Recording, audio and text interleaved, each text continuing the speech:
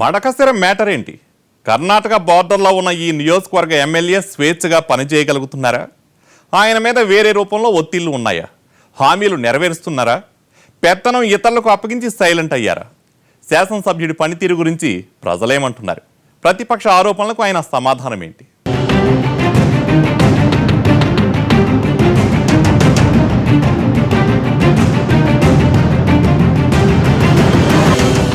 అనంతపురం జిల్లా అంటేనే కరవు, వెనకబాటుతనానికి కేరాఫ్. అందులోనూ కర్ణాటక సరిహద్దులో ఉన్న మడకసిరిలో ఆ తీవ్రత ఇంకా ఎక్కువ. ఇక్కడి నుంచి బెంగళూరు, దావణగిరే, తుమ్కూరు ప్రాంతాలకు వలసలు సర్వసాధారణం. అలాంటి నియోజకవర్గానికి టీడీపీ నుంచి ప్రాతినిధ్యం వహిస్తున్నారు ఈరన్న.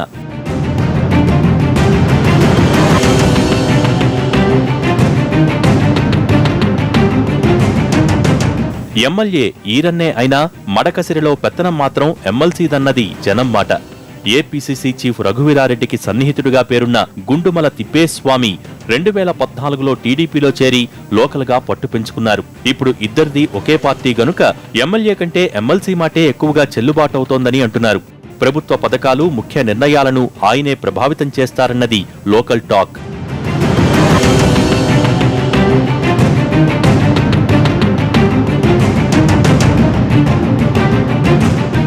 ఇతరులు ఎమ్మెల్సీ పెత్తనమని అంటున్నా ఈరన్న మాత్రం దాన్ని సమన్వయంగా చెప్పుకుంటున్నారు. ఏ పని పేరెత్తినా మాటకు ముందు ఆయన నోటి నుంచి ఎమ్మెల్సీ పేరే వస్తుంది. మడకసిరిలో ఏళ్ల తరబడి రఘువీరారెడ్డి ప్రాబల్యం ఎక్కువగా ఉండేది. 2009లో ఎస్సీకి రిజర్వ్ అయ్యాక ఆయన సీటు మారాల్సి వచ్చింది. రఘువీరా టైంలో నియోజకవర్గ టీడీపీకి సరైన నాయకుడు లేకున్నా కేడర్ మాత్రం బలంగా ఉంది. వాళ్లే ఇక్కడ పార్టీ ఉనికిని కాపాడుకుంటూ వచ్చారు. గుండమల తిప్పేస్వామి కాంగ్రెస్ నుంచి తెలుగుదేశంలోకి రావటం, అదే టైంలో ఆ పార్టీ దెబ్బతినటం బాగా కలిసొచ్చింది.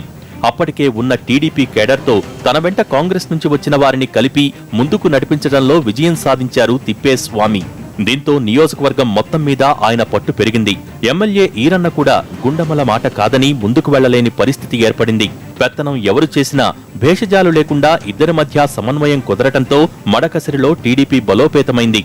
వైసీపీలో ఉన్న గ్రూపులు కూడా కలిసి వస్తున్నాయి. మడకసిరలో అనేకమైనటువంటి శాశ్వత సంక్షేమ అభివృద్ధి కార్యక్రమాలు తీసుకోవడం జరిగింది. దాంట్లో మొట్టమొదటి దశగా సిరా నుంచి అమరావతి కోడికొండ చెక్ పోస్టుకు అనతి కాలంలోనే ముఖ్యమంత్రి చంద్రబాబు నాయుడు నాయకత్వంలో సహకారాలతో మనం నేషనల్ మంజూరు చేయడం జరిగింది. డిపిఆర్ కూడా తయారు చేసి త్వరలోనే పనులు ప్రారంభించేటువంటి కార్యక్రమం శరవేగంగా చేపట్టడం జరుగుతుంది. ఎమ్మెల్సీ, ఎమ్మెల్యే మధ్య సఖ్యత బాగానే ఉన్నా పార్టీని పటిష్టపరుచుకున్న నియోజకవర్గాన్ని మాత్రం చేయాల్సిన స్థాయిలో అభివృద్ధి చేయలేదని అంటున్నారు స్థానికులు. గడిచిన 3 ఏళ్లలో స్థానిక సమస్యలను ఈరన్న పెద్దగా పట్టించుకోలేదన్న విమర్శలు ఎక్కువగా ఉన్నాయి. నియోజకవర్గం మొత్తం వ్యవసాయాధారమే, కానీ నీళ్లకు ఎప్పుడూ కటకటే. తాగటానికి కూడా ఇబ్బంది పడాల్సిన పరిస్థితి. బోరుబావులు ఎండిపోయాయి. ఆంధ్రప్రదేశ్లో ఏ జిల్లాలో లేనంత ఎక్కువగా ఇక్కడ ఒక్క సాగవుతోంది.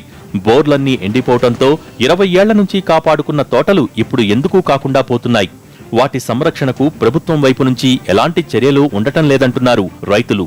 ఉపాధి కల్పించే పరిశ్రమ ఒక్కటీ లేదు. ఉపాధి హామీ పనులు సరిగ్గా జరగటం లేదు. తెలుగుదేశం పనులు వాళ్ళు ఇచ్చిన హామీల్లో ఇద్దరు కొద్ది మేరకు నెరవేర్చినారు తప్ప సాధ్యమైనంత ఎక్కువగా నెరవేర్చలేకపోయినారు. ఇప్పుడు తెలుగుదేశం పరిస్థితి కూడా కొద్దిగా వెనుకబడిందనే చెప్పచ్చు. గుడిబండ మండలంలో 25 కోట్లతో బాలికల గురుకుల కళాశాల, గుండుమలలో 25 కోట్లతో బాలుర గురుకుల కళాశాల, రోళ్ల మండలంలో గురుకుల పాఠశాల నిర్మించడానికి అనుమతులు వచ్చినా అవి ఇంతవరకు కార్యరూపం దాల్చలేదన్న ఆరోపణలు ఉన్నాయి. ఎమ్మెల్యే నిర్లిప్తతే ఇందుకు కారణమని అంటున్నాయి ప్రతిపక్షాలు. ఎమ్మెల్యే ఈరన్న మాత్రం విపక్షాలది రాజకీయ రాద్ధాంతం తప్ప వాస్తవం కాదంటున్నారు. వెనకబడ్డ ప్రాంతం, కరవు కారణంగా ఇబ్బందులు ఉన్నాయని, అందుకే ప్రభుత్వ పథకాలు అందరికీ అందేలా ఒక ప్రణాళిక ప్రకారం ముందుకు వెళ్తున్నామని అంటున్నారు. ముందు 10 ఏళ్లు కాంగ్రెస్ టైంలో అవినీతి తప్ప అభివృద్ధి ఎక్కడ జరిగిందన్నది ఎమ్మెల్యే మాట. ప్రజల నుంచి మరి వెనుకడి ఎమ్మెల్సీ గారికి, ఎమ్మెల్యే గారికి టర్మ్స్ బాగలేవని, అది అబద్ధం, అవాస్తవం.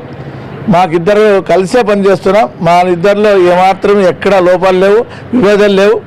మేమిద్దరు మడకసిర నియోజకవర్గం అభివృద్ధి కోసమే ఇద్దరు కృషి చేసాం తప్ప మాకు వేరే రకంగా విభేదాలు లేవని మరి మీకు తెలియజేస్తున్నాను.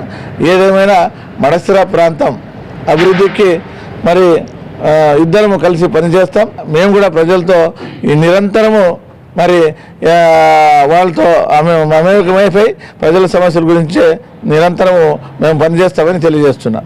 ఈ ఉపాధి పనులు లేక చాలామంది మడకశిర నియోజకవర్గంలో చాలా గ్రామాల్లో ప్రజలంతా కూడా వలస వెళ్ళిపోయినారు. బెంగళూరు, టుమ్కూరు, దుర్గా, దావణగిరి చాలా చోట్లకి వెళ్ళిపోయినారు. ఇక్కడ లేరు అసలు. ఇంట్లో ఎవరో ముసలి ముతక ఉన్నారు అంతే. ఇంకా మిగతా వాళ్ళందరూ కూడా కూలి ఉపాధి పనులు లేక తినేదానికి తిండి లేకుండా వెళ్ళిపోయినారు. ఇట్లా తాగడానికి నీళ్లు లేవు, పశువులకు నీళ్లు లేవు, పశువులకు మేత లేదు, మనుషులు కూడా తినడానికి తిండి లేకుండా పరిస్థితి మన తాలూకాలో ఉంది, అంటే మడకశిర కాన్స్టిట్యున్సీలో ఉంది. ఇంత దుర్మార్గమైనటువంటి పరిస్థితి ఉంటే కూడాను ప్రభుత్వం నిమ్మకు నీరెత్తినట్టు ప్రజాప్రతినిధులు కానీ, మంత్రులు కానీ, స్థానికంగా ఉండే నాయకులు కానీ ఎవరు స్పందించడం లేదు. మడకశిర 1954లో ఏర్పడింది. 1,86,000 మంది ఓటర్లు ఉన్న ఈ నియోజకవర్గంలో ఒక్కలింగ సామాజిక వర్గం బలంగా ఉంది.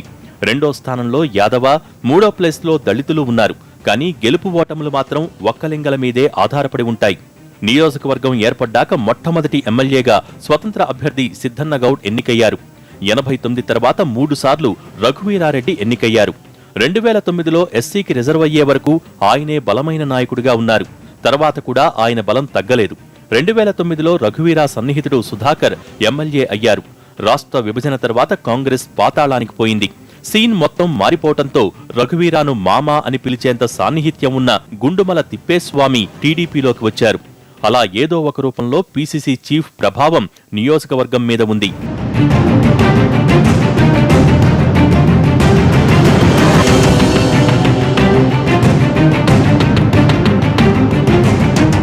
ఎమ్మెల్యే ఈరన్న మాత్రం ఆవిర్భావం నుంచి టీడీపీలోనే ఉన్నారు. నియోజకవర్గం ఎస్సీ రిజర్వ్ కావటం ఆయనకు కలిసొచ్చింది. మొత్తం మీద ఇగోలతో సంబంధం లేకుండా అందరినీ కలుపుకుపోవటం, ఎమ్మెల్సీతో గొడవలు లేకున్నా ఆయన పనితీరు మాత్రం ఖచ్చితంగా మారాల్సిందేనని అంటున్నారు మడకశిర ప్రజలు. ఆయనకు మంచివాడన్న పేరు వస్తే కాదు, మాకు ఎంత మంచి జరిగింది అన్నది ముఖ్యమంటున్నారు నియోజకవర్గవాసులు.